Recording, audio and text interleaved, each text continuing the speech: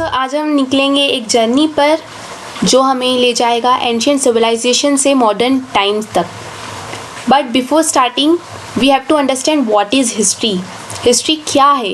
ये एक सब्जेक्ट है जो हमें सिखाता है कि कैसे हमारे पूर्वज जिए, कैसे उन्होंने स्ट्रगल्स किए और कैसे उन्होंने क्या क्या अचीवमेंट्स किए। उसकी सारी नॉलेज हमको हिस्ट्री से ही मिलती है।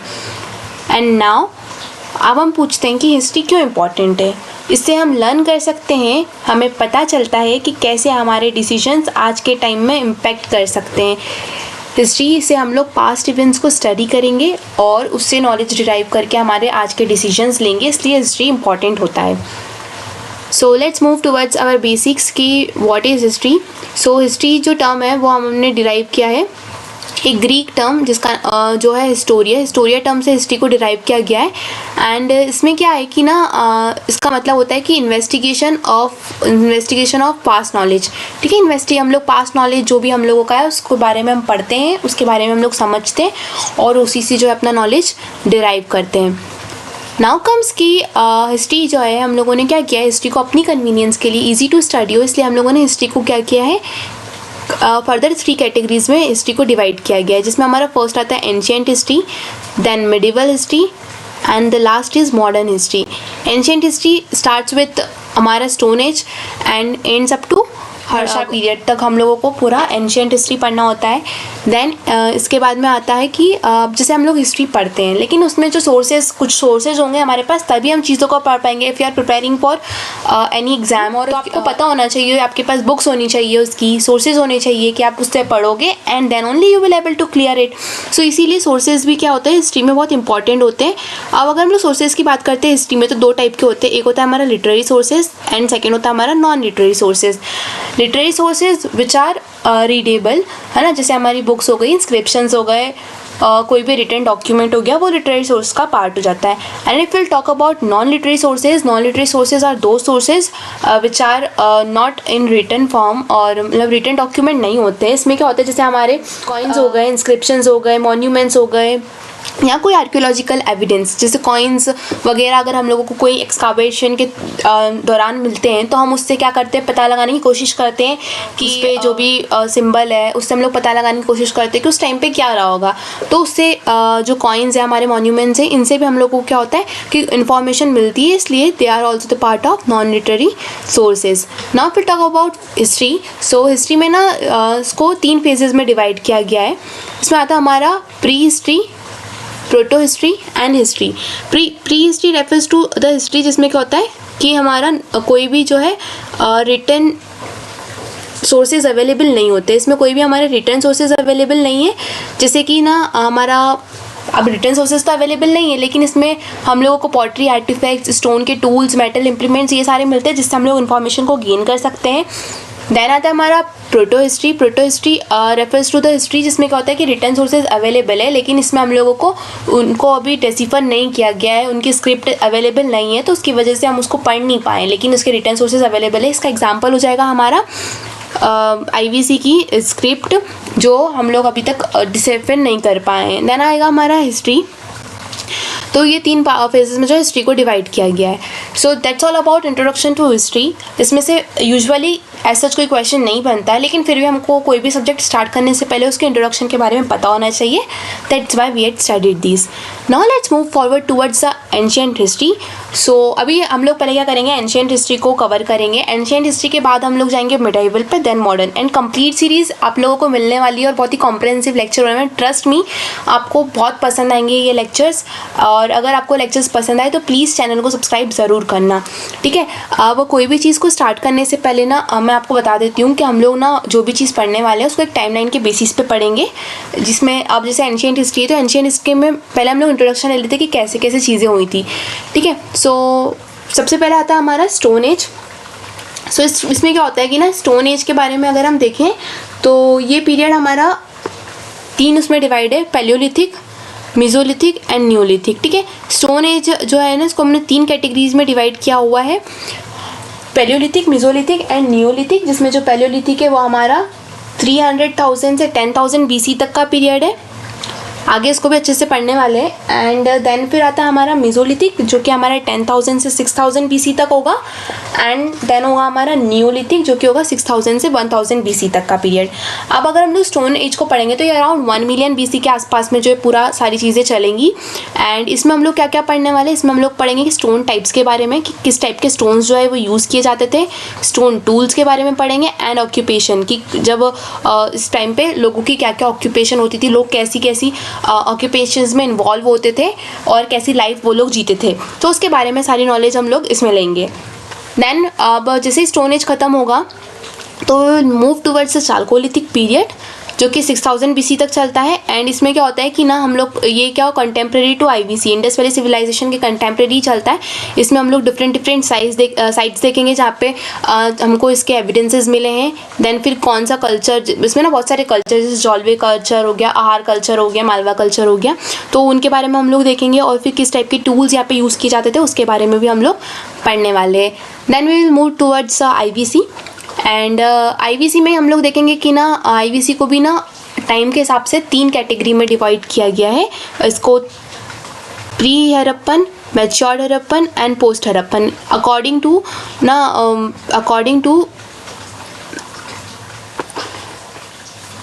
जो हमको एविडेंसेस मिले उसके हिसाब से हम लोगों ने इसको भी कैटेगरी में डिवाइड किया। टाइम पीरियड के हिसाब से जैसे जैसे चीज़ें चेंज हो रही थी तो उसके हिसाब से हम लोगों ने इसको 3 कैटेगरीज में डिवाइड किया। अब इसमें हम लोग क्या क्या पढ़ने वाले, इसमें हम लोग पढ़ेंगे कल्चर के बारे में कि किस टाइप का कल्चर जो है इंडस वैली में इवॉल्व कर रहा था। Then we will see about economic activities, कैसी एक्टिविटीज़ इंडस वैली में जो हमारी हड़प्पन सिविलाइजेशन उसमें कौन कौन सी इकोनॉमिक एक्टिविटीज़ को फॉलो किया जाता था। एंड सोसाइटी का स्ट्रक्चर कैसा था, कौन कौन सी चीज़ें सोसाइटी में एग्जिस्ट करती थी, कौन सी चीज़ें नहीं थी, will going to see that. And urbanization मतलब कि कैसा पैटर्न था। देखो इंडस वैली को ना मतलब वॉज द मतलब इतने अच्छी उसकी प्लानिंग वगैरह इतनी वो थी कि उसको फर्स्ट अर्बनाइजेशन बोला जाता है।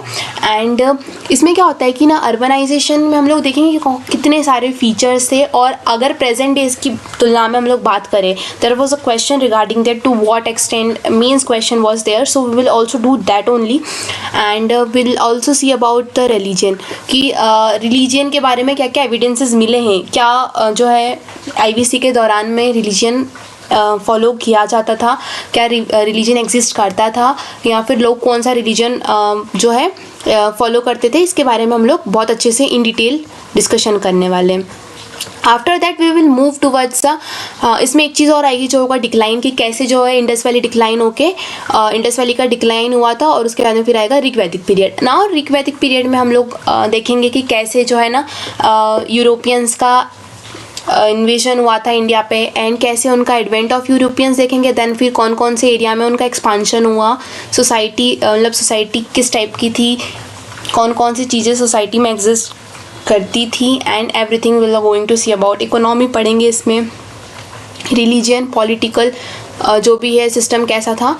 देखो सोसाइटी, इकोनॉमी, रिलीजन, पॉलिटिकल, मतलब हम जितनी भी चीज़ें पढ़ेंगे ना इसमें ये 4 चीज़ें आपको मतलब डेफिनेटली आपको वो करनी ही पड़ेंगी। क्यों? क्योंकि ना यूजुअली क्वेश्चन इसमें से ही बनेगा आपको कि कैसी जो है सोसाइटी एग्जिस्ट करती थी।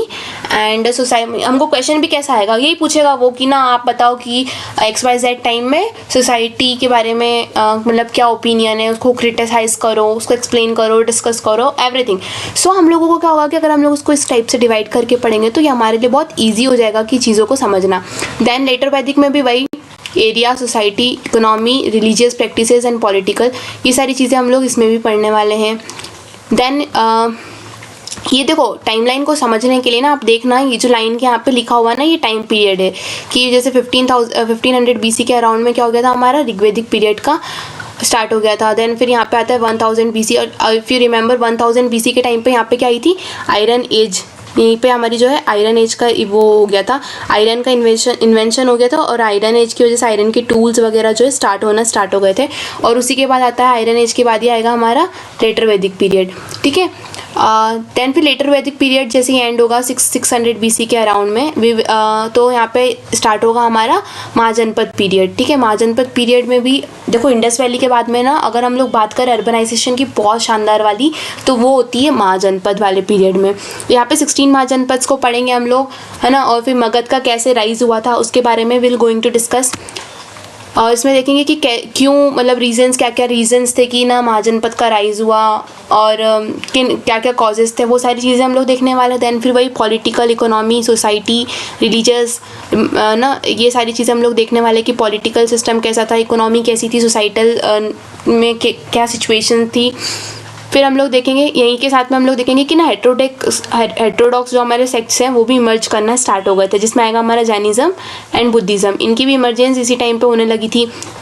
तो हम लोग जैनिज़्म और बुद्धिज़्म को भी बहुत डिटेल में देखेंगे कि क्या था और कैसे जो है जैनिज़्म में क्या क्या फीचर्स थे, कैसे जो है क्या त्रिरत्न थे, बुद्धिज़्म के क्या क्या फिलॉसफी थी and everything going to see about. अगर आपको ना बहुत अच्छे से हिस्ट्री को समझना है, एंशिएंट हिस्ट्री को, तो आप एंशिएंट हिस्ट्री के साथ आर्ट एंड कल्चर को भी कर सकते हो। और हम लोग यही करने वाले कि क्या किस टाइप का आर्ट एंड कल्चर और किस टाइम में इवॉल्व हुआ था, तो ताकि हमको आर्ट एंड कल्चर पे अदर्स मतलब अलग से हमको ऐसा कुछ टाइम ना देना पड़े, इसी के साथ में हमारा मोस्ट ऑफ द पार्ट हो जाए। फिर कोई चीज़ अगर रिमेनिंग रह जाती है तो वो हम लोग इन डिटेल जो भी हमारा मिसलिनियस टॉपिक्स होगा उसमें कवर कर लेंगे। नाउ कम्स, अब जैसे ही हमारा महाजनपद का एंड होगा तो महाजनपद के एंड के साथ में ही ना मौर्यन पीरियड स्टार्ट होगा। मौर्यन पीरियड्स में हम लोग देखने वाले मौर्यंस के दौरान में कि किस टाइप की इकोनॉमी थी, इसमें मतलब इकोनॉमिक सिस्टम बहुत शानदार वाला था, तो हम लोग उसको पढ़ेंगे। देन फिर कैसे जो है हमारा सोसाइटी, वही पॉलिटिको एडमिनिस्ट्रेशन की हमारा जो एडमिनिस्ट्रेशन था वो कैसा था, यहाँ पे सेंट्रलाइज एडमिनिस्ट्रेशन था। देन हम लोग पढ़ेंगे रिलीजियन के बारे में, आर्ट एंड कल्चर के बारे में कि किस टाइप कौन कौन सी जो है टेम्पल्स या कौन कौन से मॉन्यूमेंट्स जो है मौर्यान्स के दौरान बनाए गए, किस टाइप का आर्ट एंड कल्चर जो है फ्लरिश कर रहा था, everything going to discuss now. Then उसके बाद में आएगा हमारा पोस्ट मॉर्यंस में हम लोग देखेंगे कि इंडो ग्रीक्स के बारे में हम लोग पढ़ने वाले कि इंडो ग्रीक्स क्या थे, कैसे आए। देन फिर पल्लवा डायनेस्टी के बारे में, शकास, कुषाणास, इनके बारे में हम लोग जो है थोड़ा सा बेसिक आइडिया लेंगे। देन फिर हम लोग पढ़ेंगे इकोनॉमिक सिस्टम। पोस्ट मॉर्यन के टाइम पे जब चीज़ें चेंज होने लगी थी तो किस टाइप का जो इकोनॉमिक सिस्टम था, ट्रेड किस टाइप का ट्रेड चल रहा था। देन फिर कॉइन्स डिफरेंट देखो हर डायनेस्टी में डिफरेंट टाइप के कॉइन्स आएंगे, तो हम लोग यही देखना है हमको कि ना किस टाइप का कॉइन, अब जैसे गुप्ताज में अगर गोल्डन कॉइन हो रहे थे तो यहाँ पे कौन से कॉइन हो रहे थे। देन सोसाइटल टाइप क्या था, सोसाइटी किस टाइप की थी। फिर रिलीजियन, पॉलिटिकल एडमिनिस्ट्रेशन, वही चीज़ें जो हम लोगों ने दूसरे उसमें देखनी है ना। तो ये हमारा 200 BC से स्टार्ट होगा और 300 AD के अराउंड में जो है एंड हो जाएगा। कौन सा वाला पीरियड, हमारा पोस्ट मौर्यन वाला पीरियड। फिर 300 AD के अराउंड में हमारा स्टार्ट होगा गुप्ता पीरियड, कि गुप्ता पीरियड में जो है हम लोग पढ़ने वाले कि रिलीजियन के बारे में। देखो रिलीजन उसमें कौन कौन से टेक्स्ट आए थे। अब जैसे गुप्ताज ने क्या किया था, टेम्पल्स वगैरह को, तो टेम्पल्स कौन कौन से टेम्पल्स बनाए, लोग ना हिंदुइज्म को फॉलो करने वाले थे, तो कौन कौन से टेम्पल्स बनाए, कौन कौन से डिफरेंट इंस्क्रिप्शंस पढ़ने होंगे हमको, टेक्स्ट है ना, जो भी रिटर्न उनके डॉक्यूमेंट्स हैं उनके बारे में हम लोग नॉलेज लेंगे कि किस टाइप के टेक्स्ट जो थे वहाँ पे आए थे।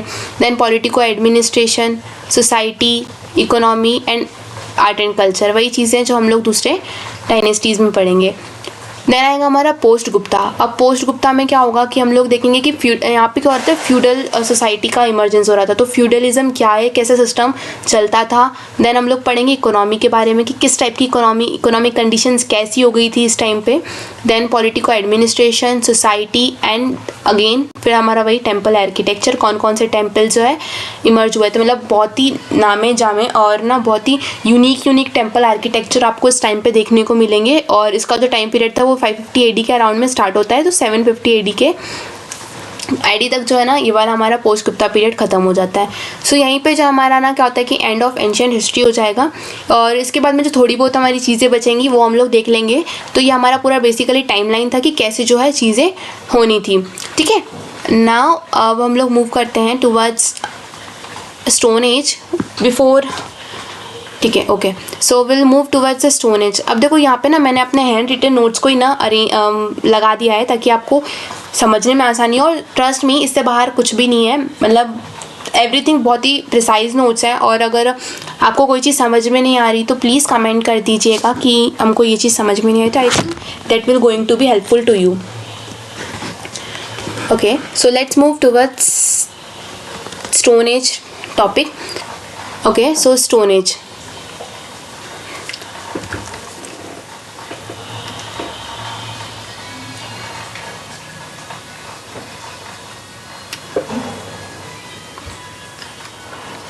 Okay, so just a while.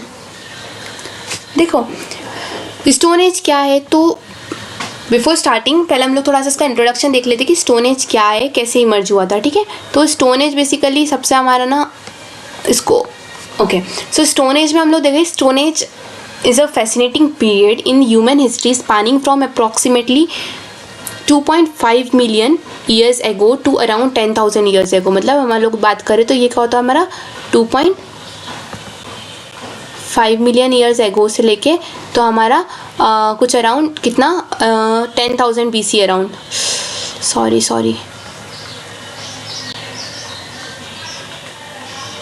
10,000 BC around तक जो है ना हमारा पूरा ये स्टोन एज वाला पीरियड चलता है. इसको हम लोगों ने 3 कैटेगरी में डिवाइड किया गया है.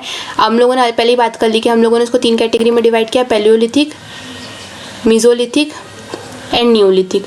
पैलियोलिथिक, मीजोलिथिक एंड न्यूलिथिक, है ना. अब हम लोग सबसे पहले जो बात करने वाले हैं वो होगी हमारी पैलियोलिथिक के बारे में. तो पैलियोलिथिक जो स्टोन एज होती है वो उसको बोलते हैं ना, देखो पैलियोलिथिक मतलब होता है ओल्ड स्टोन एज. इसमें जो पैलियो है, पैलियो का मतलब होता है ओल्ड, ग्रीक वर्ड से बना है, और लिथिक का मतलब होता है स्टोन. जहाँ भी जैसे मीजोलिथिक में भी तो मीजो मतलब मिडिल और लिथिक मतलब स्टोन, और सिमिलरली नियो की बात करें तो नियो में न्यू और लिथिक का मतलब होता है स्टोन. तो पैलियो का मतलब हो जाएगा हमारा ओल्ड और लिथिक का मतलब तो स्टोन होता ही है. तो वही हो गया ओल्ड स्टोन एज को क्या बोलेंगे हम लोग, ओल्ड स्टोन एज को बोलेंगे हम लोग पैलियोलिथिक एज. ठीक है, अब इसमें क्या होता है, ये हमारा इसका टाइम पीरियड देखें तो ये होता है हमारा around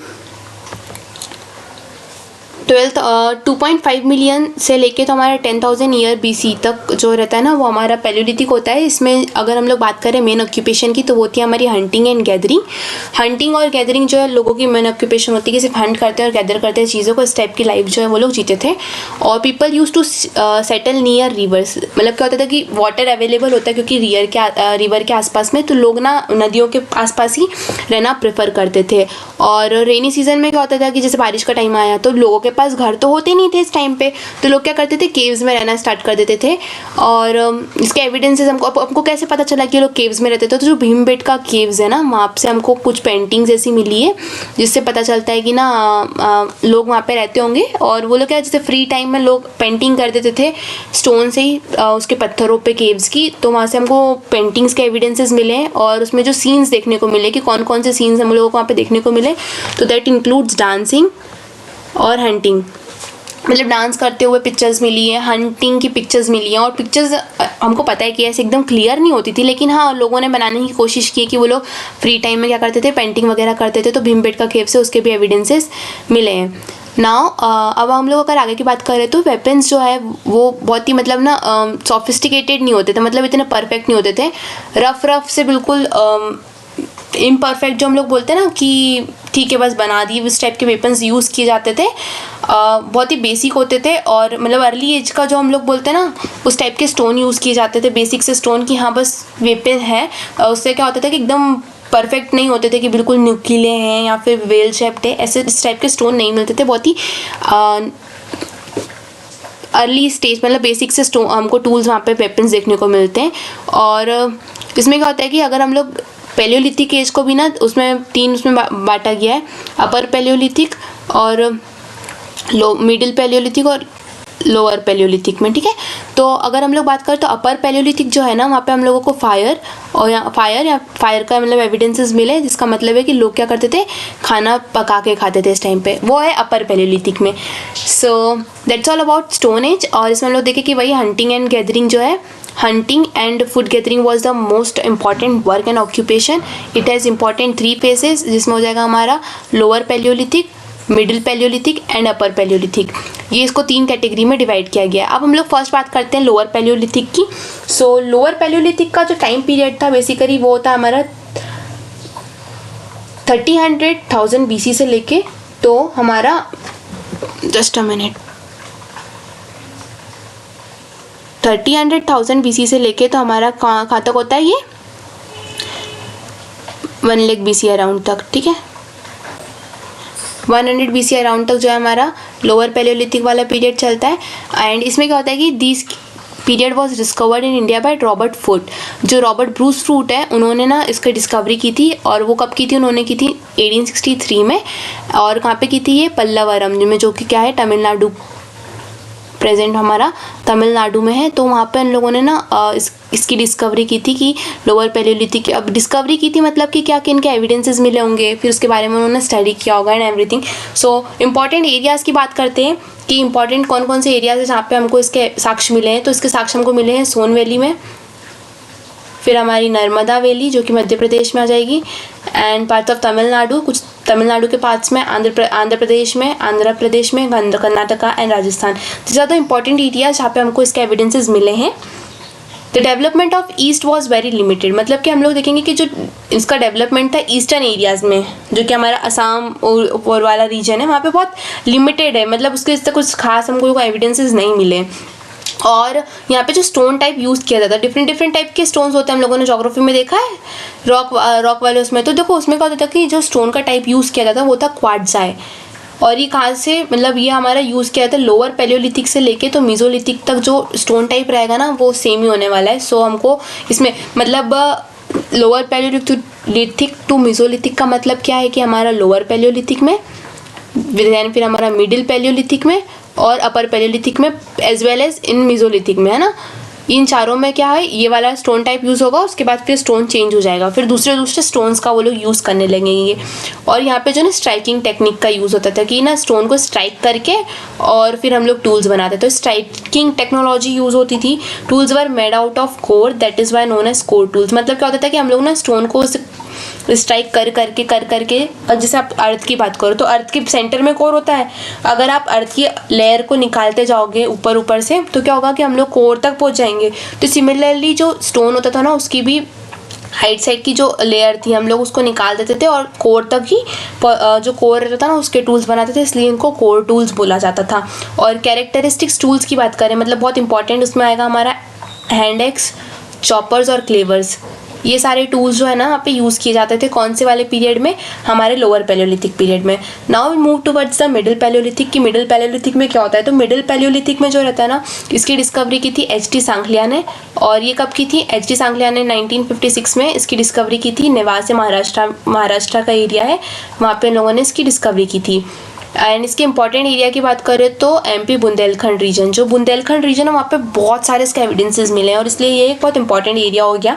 it is considered that first use of fire during this period, मतलब कि जो पहला हमारा फायर का यूज़ किया गया था ना वो भी इसी पीरियड में किया गया था। ऐसे भी एविडेंसेस हमको मिले हैं। और यहाँ पे जो टेक्नोलॉजी का यूज़ होता है वो होता है फ्लैग टेक्नोलॉजी। जो फ्लैग टेक्नोलॉजी है ना उसका यूज़ किया जाता ताकि स्टोन बनाने में फ्लैग टेक्नोलॉजी का यूज़ किया जाता था। Then we will move towards the upper Paleolithic. So upper Palaeolithic जो है पीरियड है इसका टाइम पीरियड होता है हमारा 40,000 BC से लेके 10,000 BC तक। अब अपर पैलियोलिथिक में क्या होता है कि upper palaeolithic a specialised form of flake is blade, मतलब कि ना इसमें हमको डिफरेंट टाइप के टूल्स देखने को मिलते हैं ना, और बहुत ही परफेक्ट टूल्स देखने को मिल रहे होते हैं कि जैसे रेगुलर शेप की ब्लेड्स यूज़ होती थी। It is a characteristic tool during this time, मतलब जो ब्लेड वगैरह का यूज़ होता था वो बहुत ही कैरेक्टरिस्टिक टूल्स था। इसके पहले हमको देखने को नहीं मिला। इसके पहले लोग क्या कर रहे थे, बहुत ही मतलब कि ना बेसिक से टूल्स का यूज़ हो रहा था, लेकिन इसमें क्या हुआ ब्लेड रेगुलर शेप्स के जो थे फ्लैग टेक्नोलॉजी का यूज़ हो रहा था, तो इस टाइप से जो टूल्स यूज़ होने लगे थे। Two main types of tools जिसमें बहुत ही इंपॉर्टेंट टूल्स आता है वो थे स्क्रैपर्स एंड बरीन्स। इसके अलावा नीडल्स वगैरह का भी यूज़ किया जाता था, है ना। तो स्क्रैपर्स और बरीन्स का यूज़ किया जाता है और साथ ही स्मॉल चॉपर्स का यूज़ किया जाने लगा। और इसी पीरियड में जो है ना बोन टूल्स का यूज़ किया जाता था, हड्डियों से जो जानवरों की हड्डियों से बने हुए टूल्स का यूज़ किया जाने लगा। इंपॉर्टेंट साइट्स की बात करते हैं तो इंपॉर्टेंट साइट्स इंक्लूड्स बागोर जो कि राजस्थान में, देन फिर हो जाएगा हमारा पटने महाराष्ट्र में और रेणुगुंटा जो कि हमारा आंध्र प्रदेश में, ठीक है। यहाँ पे और अगर हम लोग बोन टूल्स देखो, यहाँ पे देखोगे ना, तो जो बोन टूल्स है ना, इसके एविडेंसेस हमको कहाँ से मिलते हैं? इसके एविडेंसेस हमको आंध्र प्रदेश से ही देखने को मिलते हैं सिर्फ, है ना। और आंध्र प्रदेश में भी 2 जगह है, और जो कि है हमारा फर्स्ट हो जाएगा कुर्नूल और दूसरा हो जाएगा हमारा मुच्छतिया चिंतामणि गावी। बस यहीं से जो है ना हम लोगों को बोन टूल्स के एविडेंस मिले हैं। और this period was remarkable for the beginning of art. यहाँ पे ना आर्ट की बिगनिंग होती है, ठीक है। सॉरी, यहाँ पे आर्ट की बिगनिंग होती है, मतलब रॉक पेंटिंग्स हमको देखने को मिलती है। रॉक पेंटिंग्स के एविडेंसेस मिले हैं, है ना। और इसमें जो इम्पोर्टेंट साइट हो जाएगी वो हो जाएगी हमारी भीमबेटका और आदमगढ़। भीमबेटका और आदमगढ़ की जो केव्स हैं वहाँ पे इसके बहुत सारे हमको एविडेंसेस देखने को मिले हैं। यहाँ पे हमारा एंड होता है लोअर पैलियोलिथिक एज का। Now we will move towards सी मीजोलिथिक पीरियड, ठीक है। ये सेकेंड हो जाएगा हमारा, सेकेंड स्टोन एज का टाइप था मीजोलिथिक पीरियड। तो मीजोलिथिक पीरियड की अगर हम बात करते तो ये जो टाइम पीरियड होता है ना, ये होता है हमारा, जस्ट अ व्हाइल, ओके। देखो ये जो हमारा पीरियड होता है ये होता है हमारा 10,000 BC से लेके तो 6,000 BC तक, ठीक है। इसमें भी हम लोगों ने बात की थी पहले ही कि ना जो स्टोन टाइप यूज़ होता था वो होता था हमारा क्वार्ट्ज़ाई स्टोन का यूज़ होता था। और पहले क्या था कि ना हंटिंग एंड गैदरिंग जो था वो मेन ऑक्यूपेशन था, लेकिन यहाँ पे हंटिंग एंड हर्डिंग मतलब कि एनिमल्स को लोग रखने लग गए थे। डोमेस्टिकेशन ऑफ एनिमल्स स्टार्ट हो गया था, हंटिंग एनिमल्स की हर्डिंग होने लगी थी। देन हो जाएगा हमारा characteristic tools includes microlithics. Microliths basically refers to small size tools. Micro मतलब होता है छोटा और लिथ्स मतलब स्टोन। तो जो छोटे छोटे स्टोन से बने हुए टूल्स होते थे ना उनको माइक्रोलिथ्स बोलते हैं। तो छोटे छोटे टूल्स का यूज़ होता था, और ना जो टूल्स थे उनकी लेंथ ना सेंटीमीटर्स में होती थी। इतने छोटे टूल्स जो है ना यूज़ होने लगे थे। Microliths tools are of 2 types. ये क्या होते थे? 2 टाइप के होते थे। एक होते ज्योमेट्रिक मतलब जिनका मेजरमेंट बिल्कुल परफेक्ट होता था, और दूसरा होता था नॉन ज्योमेट्रिक जिनका मेजरमेंट ना कुछ एकदम बिल्कुल ऐसा नहीं कि रेशियो में हो या बिल्कुल परफेक्ट, ऐसा परफेक्ट नहीं होता था। देन इसमें क्या होता था कि जो हमको एरोज है मतलब जो तीर होते हैं, तीर का यूज़ फर्स्ट देखने को मिला था यहाँ पे ड्यूरिंग दिस पीरियड। एंड इसी पीरियड में हमको ना देखने को मिलता है कि डोमेस्टिकेशन ऑफ एनिमल हो रहा था, और जिसमें भी ना हमको आदमगढ़ से एविडेंस मिला है कि डॉग का स्केलेटन मिला है। और उससे पता चलता है कि हाँ भैया जो है डोमेस्टिकेशन ऑफ एनिमल्स होता था, और उसमें भी जो फर्स्ट एनिमल था जिसको डोमेस्टिकेट किया गया था वो था हमारा डॉग। और उसी के साथ दूसरे एनिमल्स को भी रखा जाता था, जैसे कि हो गया हमारा शीप, कैटल, बफेलोज, दूसरे एनिमल्स को भी जो है यहाँ पे रखा जाता था ना। इसके बाद आता है कि हमको जो हमारा मेसोलिथिक पीरियड है इसमें देखने को मिलता है कि पॉटरी का यूज़ स्टार्ट हो गया था, है ना। पॉटरी, और पॉटरी के हमको एविडेंसेस कहाँ से मिले? चौपानी मांडी से। ये साइट है जहाँ से हमको ना एविडेंस मिलता है कि हाँ यहाँ पे पॉटरी का भी यूज़ किया जाता था, पॉटरी मेकिंग भी होता था। और this period was associated with rock paintings. ये पीरियड क्या था? रॉक पेंटिंग से एसोसिएटेड था। मोस्ट इंपॉर्टेंट साइट्स की बात करते कि कौन सी साइट इस बहुत इंपॉर्टेंट है, तो इसमें आएगा हमारा Mirzapur UP. That was very most important site. और इसके अलावा अगर हम लोग इसके अलावा हमको रॉक पेंटिंग के एविडेंसेस कहाँ से मिले, तो वो मिले हमको भीमबेटका से, कारवा से, जौरा, संबलपुर कहाँ पे है भैया? तो संबलपुर है हमारा उड़ीसा में। देन फिर हो जाएगा हमारा सुंदरगढ़, इशुथु, कुर्जा, ये सारी जगह पे, ये कहाँ पे? केरला में, ठीक है। तो यहाँ से हमको क्या होता है कि रॉक पेंटिंग्स के एविडेंसेस मिलते हैं। और ऐसी ना अराउंड कितनी हमको 150 ऐसी ना पता है 150 ऐसी साइट्स है जहाँ से हमको इसके एविडेंसेस मिलते हैं रॉक पेंटिंग के। सो 150 साइट्स में से ना ये कुछ जो साइट्स हैं ये बहुत इंपॉर्टेंट है। नाउ इसमें आता है कि जो हमारा लिंगनाच गुजरात है, लंगनाच जो कि गुजरात में है, बुरहानपुर है जो कि वेस्ट बंगाल में, यहाँ से हमको कुछ और चीज़ें मिलती हैं। मतलब हमको ऐसा मिलता है कि ना जो राइनोसॉर है और जो डियर है उनके स्केलेटन मिलते हैं, मतलब कि ये एनिमल्स भी उस टाइम पे एग्जिस्ट करते थे, और हो सकता है कि इनका डोमेस्टिकेशन भी होता हो। सो ये सारी चीज़ें थी रिगार्डिंग मेसोलिथिक पीरियड। और इसी के साथ में हमको देखना होगा कि ओल्डेस्ट हैबिटेशन सिटी, ये दैट वाज पता है, ये मैंने क्या किया था कि करंट अफेयर में कुछ चल रहा था तो उसके रिगार्डिंग में ऐड है कि जो ओल्डेस्ट हैबिटेशन सिटी थी वो थी हमारी वडनगर जो कि गुजरात में है, और पहले हुआ करती थी, लेकिन अभी जो करंट जो फाइंडिंग्स है उसके हिसाब से वडनगर जो कि गुजरात में वो, लेकिन पहले ऐसा माना जाता था कि Varanasi was oldest habitation city, लेकिन ऐसा नहीं है, वडनगर थी। जो अभी फाइंडिंग हुई है उसके हिसाब से वडनगर थी, मतलब कि वडनगर ने वाराणसी को रिप्लेस कर दिया है। ठीक है, now we will move towards the neolithic age. Neolithic age में देखो तो इसका जो टाइम पीरियड होता है वो होता है 6000 BC से लेके तो 1000 BC तक। ओके, सो ये होता है हमारा 6000 BC से लेके 1000 BC तक। और इसमें क्या होता है कि नियो, मैंने आपको ऑलरेडी बताया कि नियो मतलब होता है न्यू और लिथिक का मतलब होता है स्टोन, तो new stone age is known as neolithic period. और इस पीरियड में क्या होता है, represents various shifts and new trends of development. इसमें ना बहुत सारी चीज़ें चेंज हो रही थी, बहुत सारी न्यू चीज़ें, न्यू टेक्नोलॉजीज़ का यूज़ हो रहा था। इसमें ना स्ट्राइकिंग टेक्नोलॉजी को बाय बाय टाटा कह दिया गया था और ग्राइंडिंग टेक्नोलॉजी का यूज़ होने लगा था टूल्स मेकिंग में, है ना। Tools emerge as friction tools, और क्या इसमें फ्रिक्शन टूल्स जो है ना ये इमर्ज होने लगे थे।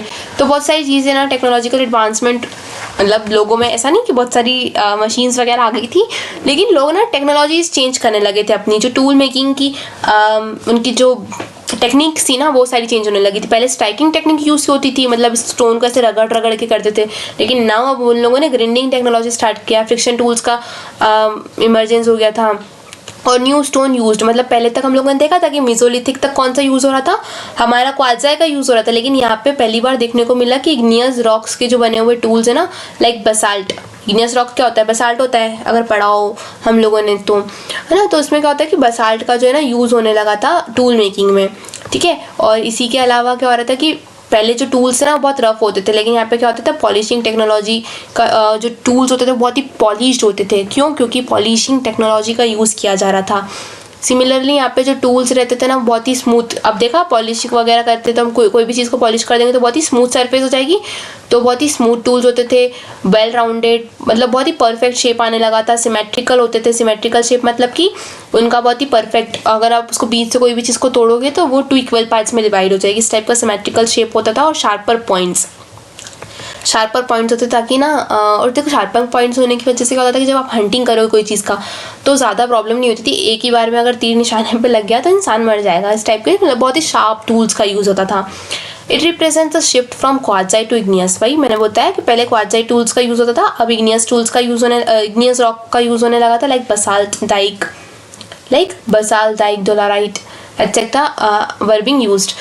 These phase is also remarkable for bone tools. यहाँ पे क्या हो रहा है, बोन टूल्स का भी जो है यूज़ किया जा रहा था, बोन टूल्स भी यूज़ किया जाता था। सम इम्पॉर्टेंट साइट्स इंक्लूड्स पुरसाहम जो कि जम्मू कश्मीर में, चिरंदवेली जो कि कहाँ है, बिहार में।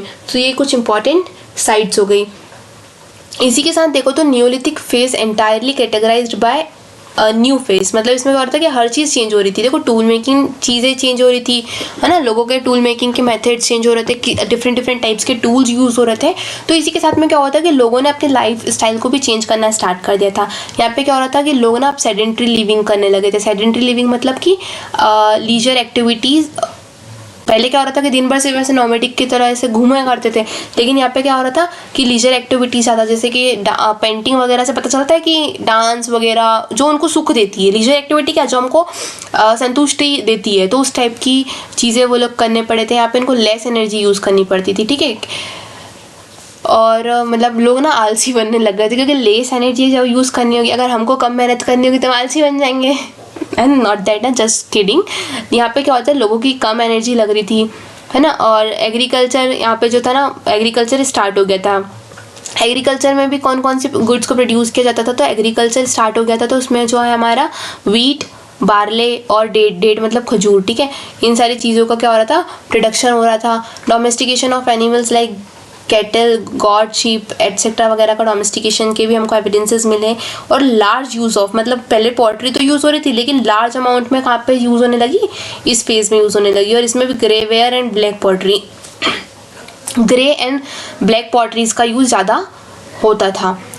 There were wide spread changes during this period, so it is called as neolithic revolution. क्योंकि ना देखो कोई भी चीज़ जब भी कोई वो बहुत ही वास्ट लेवल पे अगर हम लोग को देखो कि चेंजेस हो रहे हैं तो उसको हम लोग रिवॉल्यूशन बोल देते हैं। तो सिमिलरली इस फेस में भी कितनी सारी चीज़ें चेंज हो रही थी, लोगों ने अपना लाइफस्टाइल चेंज कर दिया, सेडेंटरी लिविंग करने लगे, उन्होंने अपना ऑक्यूपेशन चेंज कर दिया। पहले सिर्फ घुमा करते थे, हंटिंग एंड हर्डिंग किया करते थे और गैदरिंग किया करते थे, लेकिन नाउ उन लोगों ने एग्रीकल्चर स्टार्ट कर दिया था। तो इसीलिए क्या बोला है, इस फेस को नियोलिथिक रिवॉल्यूशन टर्म दे दिया गया है। Neolithic cultural pattern emerge in various parts of India but in different period of times. देखो ये जो नियोलिथिक कल्चरल पैटर्न्स है ना वो डिफरेंट पार्ट्स में हुए हैं, लेकिन क्या हुआ इनका टाइम पीरियड डिफरेंट था, ठीक है, डिफरेंट टाइम में हुआ है। अब कैसे, अगर हम लोग बात करें नॉर्थ वेस्टर्न इंडिया की, तो नॉर्थ वेस्टर्न इंडिया में स्टार्ट होता है अराउंड 7000 BC के अराउंड स्टार्ट होता है। इसमें इंपॉर्टेंट साइट की बात करते हैं तो इंपॉर्टेंट साइट इंक्लूड्स मेहरगढ़, कुली गुल मोहम्मद, ये जो तो है ये इंपॉर्टेंट साइड होती है नॉर्थ वेस्टर्न इंडिया में, ठीक है। ये NW refers to north western and I refers to India. North western India में जो है इंपॉर्टेंट साइड्स हो जाएगी मेहरगढ़ एंड कुले गुल मोहम्मद। सिमिलरली अराउंड 6000 BC के उसमें क्या होता है, गंगा वैली में स्टार्ट होता है, गंगा वैली एंड विंध्याचल में जो है ये स्टार्ट होता है, जिसमें इंपॉर्टेंट साइट्स हो जाएगी। नियोलिथिक कल्चरल जो पैटर्न इमर्ज होते हैं ना वो सारे हमको डिफरेंट टाइम फेजेस में देखने को मिलेंगे। इसमें इंपॉर्टेंट साइट्स हो जाएगी चौपानी, मांडू एंड चिरान। चौपानी, मांडू और चिरान जो इसकी इंपॉर्टेंट साइज है। फिर अगर हम लोग बात करें सिर्फ नॉर्थ की, अभी हम लोगों ने नॉर्थ वेस्ट देखा था ऊपर, ठीक है, यहाँ पे नॉर्थ में बात करते तो वो था हमारा 2500 BC से 2000 BC के अराउंड में। और इसमें जो इंपॉर्टेंट एरियाज हो जाएगा that includes Kashmir, important sites हो जाएगी इसमें बुरज़ाहम एंड गुफकराल, ये जो है दो इंपॉर्टेंट साइट्स हो जाएगी। देन फिर 2000 BC में क्या होता है कि ईस्ट में जो है, नॉर्थ देख लिया, अब ईस्ट में फिर यहाँ पे आ जाएगा, इसमें जो इस ईस्ट में होती है और इसमें इंपॉर्टेंट साइट्स हो जाएगी हमारी पांडुराजर डिबी, ये जो इंपॉर्टेंट साइट्स है। फिर 2500 BC में, अब अराउंड 2500 BC में जो है साउथ इंडिया में स्टार्ट होता है और साउथ इंडिया में इमर्ज करता है, वो भी इंपॉर्टेंट साइट्स क्या हो जाएगी ब्रह्मगिरी एंड नागार्जुनी कोंडा, ये दो है ये इंपॉर्टेंट साइट्स हो जाएगी। अब देखो यहाँ से भी आप ऐसे पढ़ सकते हो कि ठीक है, कश्मीर, फिर आएगा हमारा नॉर्थ वेस्टर्न इंडिया, देन यहाँ पे हो जाएगा हमारा गंगेटिक प्लेन, देन यहाँ पे हो जाएगा हमारा साउथ, देन यहाँ पे हो जाएगा हमारा ईस्ट। सो अब इससे हमको क्या पता चल रहा है कि अच्छा ये आप इसको ऐसे समझो कि एक इंडिया का मैप है और इसमें हम लोगों ने डिफरेंट एरियाज को बताया है और बताया कि कौन से टाइम में कौन कौन सी जगह पे जो है नियोलिथिक कल्चरल जो पैटर्न्स है वो सारे इमर्ज होना स्टार्ट हुए थे। 2500 से 2000 BC में कश्मीर में, और कश्मीर की दो इंपॉर्टेंट साइट कौन सी, बुरज़ाहम एंड गफकराल। सिमिलरली नॉर्थ वेस्टर्न में की बात करते तो नॉर्थ वेस्टर्न में हो जाएगी मेहरगढ़ और कुले गुल मोहम्मद, और वो कहाँ पे 7000 BC के अराउंड में स्टार्ट होता है। फिर आता है 2500 BC के अराउंड में साउथ में, जो जिसकी दो इंपॉर्टेंट साइड हो जाएगी ब्रह्मगिरी एंड नागार्जुनी कोंडा। फिर 2000 BC में ईस्ट में और पांडुगर्जर डीबी, ये कुछ इंपॉर्टेंट साइड्स है। दैट्स ऑल अबाउट हमारा नियोलिथिक कल्चर। अब नियोलिथिक के साथ में ही पता है क्या होता है कि चालकोलिथिक कल्चर इमर्ज होता है। चालकोलिथिक मतलब कि क्या होता है कि जो स्टोन टूल्स थे ना, स्टोन के साथ में क्या हो गया था, हम लोगों ने कॉपर का यूज़ करना स्टार्ट कर दिया था, स्टोन के साथ ही कॉपर का यूज़ करना स्टार्ट कर दिया था। तो क्या हो गया था, चालकोलिथिक कल्चर बन गया था। अब इस चालकोलिथिक कल्चर को क्या बोलते हैं, कॉपर स्टोन एज। चालको मतलब कॉपर, लिथिक मतलब stone, chalco means copper, lithic means stone and culture. तो चालकोलिथिक कल्चर को क्या बोला जाता है, कॉपर स्टोन एज, और जिसका टाइम पीरियड होता है हमारा 2000 से 500 BC के अराउंड में, ठीक है। ये इसके बारे में भी टाइमलाइन है, इसको भी 4 फेजेस में डिवाइड किया गया है, जिसमें contemporary to early Harappans, contemporary to matured Harappans and contemporary to later Harappans and fourth one is Jorwe culture, ठीक है। और इसका टाइम पीरियड बताया गया कि डिफरेंट टाइम में, जैसे ये होता है हमारा 3550 BC के अराउंड में, ये हो जाएगा 2550 BC के अराउंड में। और देखो पता है टाइम पीरियड में differ from book to book, और मतलब हमको ना डिफरेंट टाइम देखने को मिल सकते हैं डिफरेंट बुक्स में, लेकिन आपको ना समझना है कि अच्छा डिफरेंट टाइम पे जो है डिफरेंट कल्चर इवॉल्व हो सकता है। और Jorwe is a representative site. देखो जॉर्वे कल्चर की अगर बात करते हैं कि देखो यहाँ पे हम लोगों ने देखा ना कि जॉर्वे कल्चर, अगर हम लोग जॉर्वे की बात करें ना, जॉर्वे एक साइट है और वो बहुत ही मतलब उसके इतने यूनिक फीचर्स हैं, उसके बारे में बहुत हमको डिटेल में देखना होगा, इसलिए जॉर्वे कल्चर को खुद ही सेपरेट उसको बना दिया गया है, ठीक है, इसलिए जॉर्वे कल्चर को अलग से पढ़ा जाएगा ना। अगर हम लोग चारकोलिथिक की बात करते तो it represents the rural culture. ये क्या बताता है हमको? रूरल कल्चर के बारे में, जो ग्रामीण सभ्यता है उसके बारे में बताता है। Use of copper with stone, इसमें क्या होता है, कॉपर का यूज़ किया जाता है स्टोन के साथ में। Important areas includes Malwa, Rajasthan, Sindh and Maharashtra. MH means Maharashtra, ठीक है। It is contemporary to IVC, मतलब जो हमारी IVC refers to Indus valley civilisation. तो इसमें क्या होता है कि ना ये जो हमारी इंडस वैली सिविलाइजेशन थी उसकी कंटेम्प्रेरी थी। There are references of domestication of animals, इसमें जो हमको रेफरेंसेस मिलते हैं domestication of animals and agriculture के, मतलब कि लोग जो है एग्रीकल्चर की प्रैक्टिस भी किया करते थे और एनिमल्स को भी डोमेस्टिकेट किया करते थे। Domesticated animals includes cow, ships, gots, pigs, buffalo etcetera. मतलब ये जो हमारे हैं एनिमल्स, इनको जो है रखा जाता था लोगों के द्वारा, अपने घरों में पाला जाता था। फिर chalcolithic people, this PPL refers to people, ठीक है। प्रोड्यूस बाजरा जो कि हमारी मिलेट है। Pulses like gram, black gram, green gram and in black areas produce cotton. मतलब कि यहाँ पे क्या हो रहा था कि कॉटन का भी प्रोडक्शन स्टार्ट हो गया था, इसके एविडेंसेस भी हमको मिले। देन फिर कुछ जो इंपॉर्टेंट क्राफ्ट्स की बात करते हैं कि कौन कौन से इंपॉर्टेंट क्राफ्ट्स किए जाते थे इस टाइम पे। तो bangle making, articles made of semi precious, मतलब कि जो सेमी प्रीशियस स्टोन होते ना हमारे, उससे आर्टिकल्स ऑर्नामेंट्स बनाए जाते थे। They developed art of spinning, मतलब अब देखो हम लोगों ने कि कॉटन का प्रोडक्शन हो रहा था, तो कॉटन का प्रोडक्शन हो रहा था तो बट ऑब्वियस है कि ना अब ऐसा तो है नहीं कि कॉटन को वो लोग रखेंगे, उसको वीव करके उसके जो है हम लोग हो सकता था कि क्लॉथ बनाए, या फिर मतलब टेक्सटाइल इंडस्ट्रीज़ के भी जो है ना हम लोगों को एविडेंसेस मिलते हैं कि यहाँ पे क्या होता था, development of spinning and weaving जो आर्ट था उसका भी हो गया था। They produce cotton and silk textiles.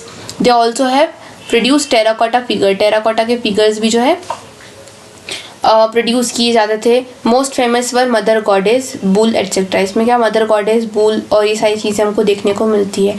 Terracotta images of mother goddess suggestive of cult of mother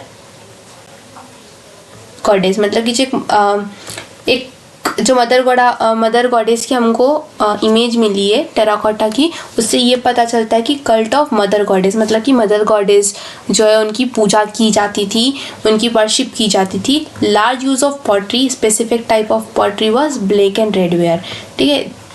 यहाँ पे कहता था कि पॉटरी का लार्ज अमाउंट ऑफ पे यूज़ होता था, और इसमें भी जो टाइप था वो था ब्लैक एंड रेड वेयर। अगर वहीं पे हम लोग पता है आईवीसी में देखोगे ना, आईवीसी में तो वहाँ पर रेड एंड ब्लैक वेयर मिलेगी, इसलिए रिमेंबर कि यहाँ पे हर जगह हमको ब्लैक एंड रेड वेयर देखने को मिल रही है। इसके ऊपर भी जब हमने बात की थी पॉटरी की तो ब्लैक एंड रेड वेयर थी, लेकिन आईवीसी में आपको रेड एंड ब्लैक वेयर मिलेगी। सो इंपॉर्टेंट टू नोट, इसीलिए यहाँ पे स्टार हाईलाइट किया गया है कि यहाँ पे black and red ware pottery use की जाती थी।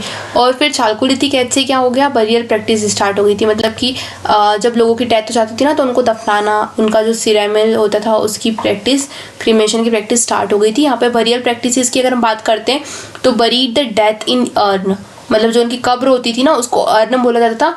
Under the floor of the house, जो उनका घर होता था ना, घर के जो फ्लोर था उसी के वहीं पे ही दफना दिया करते थे, और वो भी कौन सी डायरेक्शन में, नॉर्थ साउथ डायरेक्शन में। That is there is a reference of separate burial ground, that is symmetry.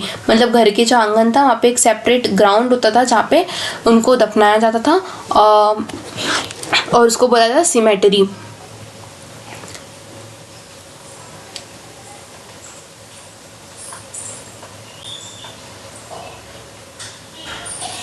Sorry यहाँ पे ऐसा है कि जो लोग मर जाते थे, द डेथ पर्सन, जब उनकी डेथ हो जाती थी तो उनको घर के अंदर ही दफना जाता था। यहाँ पे कोई भी जो है ना हमको सेपरेट ग्राउंड नहीं मिला इसमें, जैसे सिमेट्री अपने यहाँ पे क्या होता है कि कब्रिस्तान होता है, लेकिन उस टाइप का कोई सेपरेट वहाँ पे जगह नहीं होती थी, घर में ही उनको दफना दिया जाता था नॉर्थ साउथ डायरेक्शन में। तो इट इज़ बेसिकली क्या होता था, एब्सेंस ऑफ सिमेट्री यहाँ पे हमको देखने को मिलता है। Some copper objects found with the dead in the suggestive of life after death, मतलब हमको देखने को मिलता है कि लोग ना क्या करते थे कि जब किसी की डेथ हो जाती थी ना तो उस डेथ, जब हम लोगों ने एक्सकावेशन किया तो उसके पता चलता है कि ना इंसानों के साथ में कुछ हमको कॉपर्स के ऑब्जेक्ट भी मिले हैं, तो वो ये सजेस्ट करते हैं कि लाइफ आफ्टर डेथ में जो लोग बिलीव करते थे इस टाइम पे।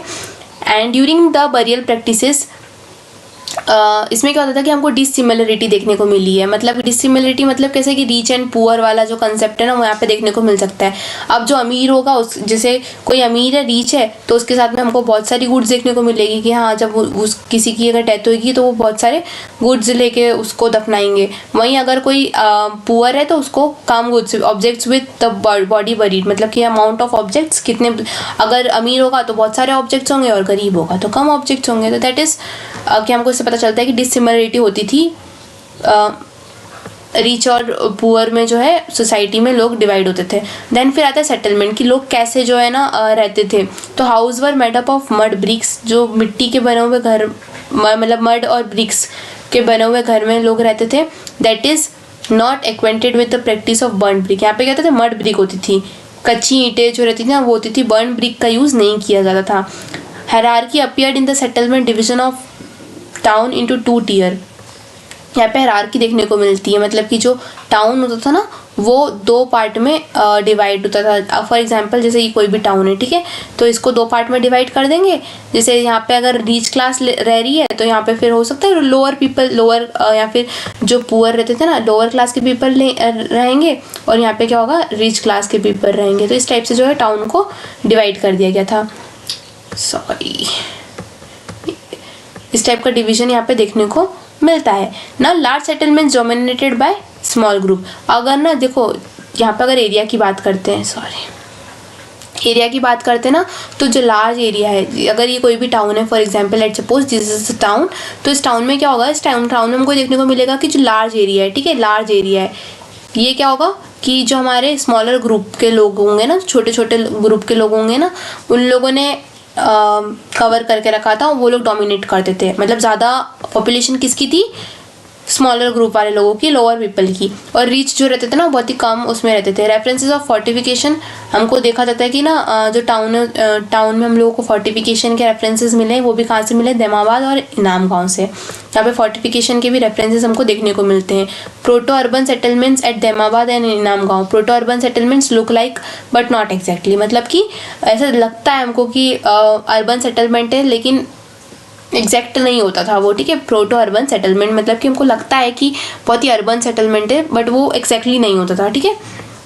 इंपॉर्टेंट कल्चर्स की बात करते हैं तो वो होगा हमारा मालवा कल्चर, देन आहार कल्चर जिसको बोला जाता है बनास कल्चर भी बोलते हैं, जो कि कहाँ पे है, राजस्थान में हमारा इमर्ज हुआ था। देन फिर रंगपुर कल्चर जो कि गुजरात में, कायथा कल्चर जो कि हमारा मध्य प्रदेश के उज्जैन वाले एरिया में, नियर मध्य प्रदेश के जो उज्जैन वाले एरिया में इमर्ज हुआ था। देन फिर आता है last one is Jorwe culture. तो ये कुछ इंपॉर्टेंट कल्चर जो कि चारकोलिथिक पीरियड के टाइम पे इमर्ज हुए थे। अब पहले हम लोग बात कर लेते हैं जॉरवे कल्चर की, कि जॉरवे कल्चर क्या था। तो जॉरवे कल्चर का जो टाइम पीरियड था वो था 1400 BC से लेके 700 BC के अराउंड में ये इमर्ज होता है। और इसका एरिया कौन से एरिया में इमर्ज होता है, ये होता है महाराष्ट्र वाले एरिया में। इसकी इंपॉर्टेंट साइट्स इंक्लूड जॉरवे, इनाम गाँव, दैमाबाद एंड प्रकाश। ये जो है कुछ इनकी इसकी इंपॉर्टेंट साइट्स है। और इसमें एलिमेंट्स ऑफ प्लानिंग हमको देखने को मिलते, जो अव्वल नंबर की जो प्लानिंग देखने को मिलती है ना वो हमारे को इनाम गाँव में देखने को मिलेगी। और दैट इज़ वेरी इंपॉर्टेंट कि इनाम गाँव में ही हमको ना इसके बहुत सारे एविडेंसेस देखने को मिलते हैं। इनाम गाँव, दैमाबाद आर इम्पॉर्टेंट, लेकिन क्योंकि जॉरवे जो एरिया है वो डोमिनेट कर रहा था, मतलब लार्ज पार्ट जो इसमें था, इसलिए इसका नाम भी क्या पड़ गया जॉरवे कल्चर। लार्जेस्ट सेटलमेंट हमको देखने को मिलेगा दैमाबाद वाले एरिया में। एंड दैमाबाद जो है ना, अगर हम लोग उसकी बात करते तो वो famous for recovery of bronze goods, मतलब हमको यहाँ पे ब्रोंज गुड्स काफ़ी देखने को मिली है, which shows the influence of Harappan culture. Bronze good मिली है, तो ब्रोंज आपको पता है कि अभी हम लोग आगे पढ़ेंगे IBC के बारे में, हरप्पन कल्चर के बारे, हरप्पन सिविलाइजेशन के बारे में। तो वहाँ पे देखना आप ब्रोंज के आपको बहुत सारे फिगर्स, बहुत सारे ऑर्नामेंट्स और बहुत सारी चीज़ें देखने को मिलेगी। तो सिमिलरली वो जो ब्रोंज गुड्स है ना वो आपको यहाँ पे भी देखने को मिलते हैं, जिससे पता चलता है कि यहाँ पे जो हरप्पन कल्चर का भी जो थोड़ा बहुत इन्फ्लुएंस यहाँ पे रहा होगा। देन आता है इनाम गाँव में हमको मिलता है टाउन प्लानिंग, बहुत अच्छी टाउन प्लानिंग थी इनाम गाँव में। Proto urban culture as I already told you कि ना दिखता है हमको which look like but not exactly. Proto urban culture आपको यहाँ पे देखने को मिलेगा। और सर्क्यूलर पीट हाउसेज, मतलब जो लोग जो थे ना वो सर्क्यूलर पीट हाउसेज में यहाँ पे रहा करते थे।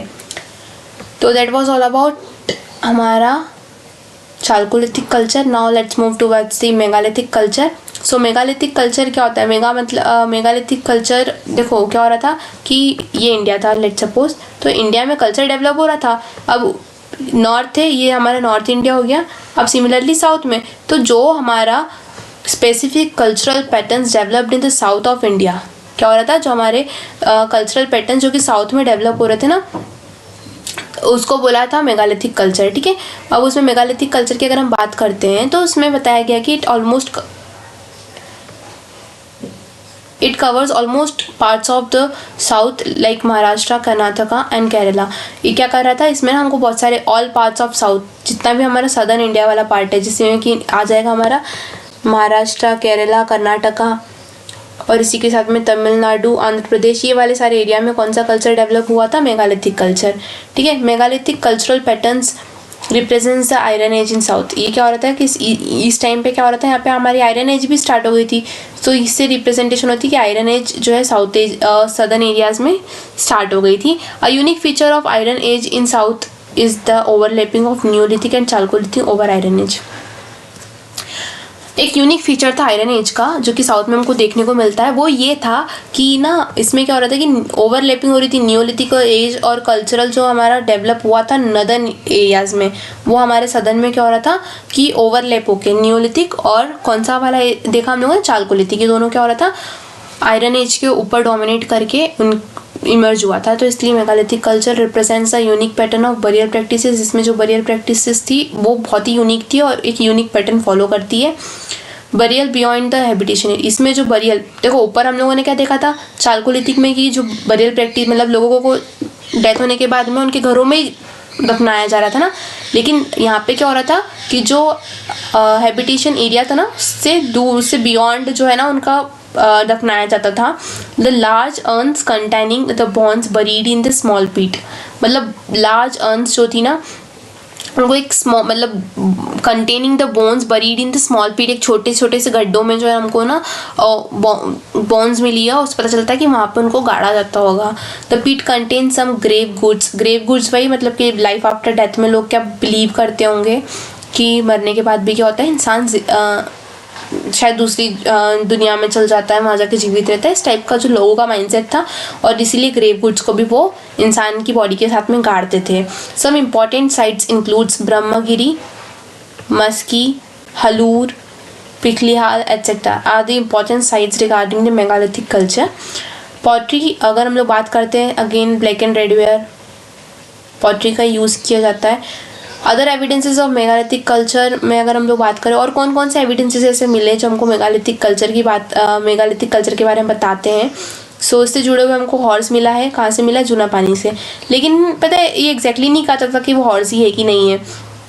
स्केलेटन मिला है लेकिन एग्जैक्टली अभी हमको ऐसा कुछ खास उसका आइडिया नहीं लगा है। फिर कैटल्स के एविडेंसेस मिले हैं। Iron objects both in the form of tools and weapons, iron के ऑब्जेक्ट्स मिले हैं टूल्स के फॉर्म में भी और वेपन्स के फॉर्म में भी। ठीक है, evidences of gold, copper and silver, यहाँ पे क्या हो रहा था गोल्ड, कॉपर और ये सिल्वर वाला जो मेटल है ना इसके भी हमको एविडेंसेस ये वाले इसमें कल्चर में मिले हैं। अब ये क्या है, यहाँ पे आएगा हमारा बरियल प्रैक्टिसेस। इसको थोड़ा सा let me zoom it. Okay, देखो फर्स्ट टाइप की अगर हम लोग प्रैक्टिस की बात करते हैं ना कि बरियल प्रैक्टिसेस की, तो ये होती है पहले तो इसको बोलेंगे हम लोग डॉल्मेन। डॉल्मेन और टोपी कालू। ठीक है, इसमें क्या होता है कि देखो ये तो क्या हो गया, एक ऐसा गड्ढा खोद दिया, ठीक है, और इसमें क्या कर दिया, ये बॉडी को इसमें रख दिया, स्केलेटन है इसके अंदर। ठीक है, तो ये क्या हो गया अर्न, इसको बोलेंगे अर्न।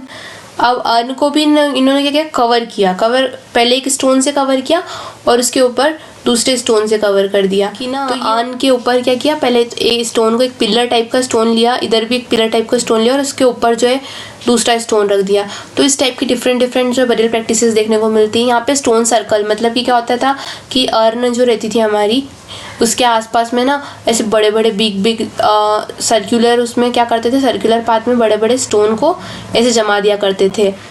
तो ये हो गया हमारा स्टोन सर्कल। और फिर वहीं पे स्टोन को जब क्या करते थे ये लोग 4 कॉर्नर्स में बड़े बड़े स्टोन्स को रख देते थे और सेंटर में जो है अर्न रह जाती थी, तो उसको बोलते थे मैनहीथ। तो ये हो जाती डिफरेंट टाइप्स की हमारी बरियल प्रैक्टिसेस। और अगर हम लोग करेंट की बात करते हैं ना इससे रिलेटेड, तो इससे रिलेटेड करंट ये है कि मैक्सिमम जो हमारी मेगालिथिक साइट्स हैं वो हमको भी कर्नाटक में देखने को मिली है। लार्जेस्ट साइट कौन सी है, वो है हमारी हीरे बेनाकल। That was the largest sites of megalithic culture. So that is all about megalithic culture. Okay. Now let's move towards the copper hot culture. अब copper hot culture जो है ना that is different from chalcolithic culture. Copper नाम समझ के हम लोग ये नहीं बोल सकते कि चारकोलिथिक कल्चर से ही डिफरेंट है from chalcolithic culture. Excavation yielded huge hoard of copper objects, मतलब इसमें ना ह्यूज हॉट का मतलब होता है ढेर, तो हमको ना ढेर सारे जो कॉपर ऑब्जेक्ट्स यहाँ पे देखने को मिलते हैं, ठीक है। और एरियाज कौन कौन से एरियाज में मिले हैं, तो western UP, Bengal, central India and south India, these are the areas जहाँ पे हमको ये वाले कॉपर के ऑब्जेक्ट्स देखने को मिलते हैं। और largest hoard found in Madhya Pradesh at Gungeria. और लार्जेस्ट अगर हम लोग बात करें कि लार्जेस्ट हमको एविडेंसेस कहाँ से मिले, तो वो होगा हमारा मध्य प्रदेश के गुनगारिया से, दैट इज़ फैक्ट, ठीक है।